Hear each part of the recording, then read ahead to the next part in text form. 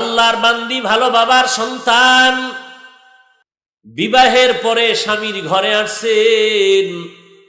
দীর্ঘদিন স্বামীর ঘরে থাকার পর একদিন ডেকে বলেন, ও স্বামী আমার, তুমি আমাকে কি পরিমাণ মোহাব্বত করো?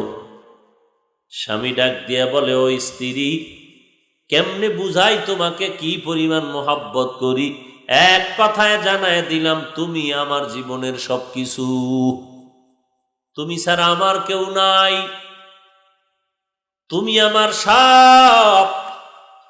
আল্লাহর বান্দি স্ত্রী ডেকে বলেন, স্বামী আমার, আমি যদি তোমার সব হই তো আমার জীবনের কোনো মনের আশা পূরণ করবানি? বলে, হ্যাঁ করব।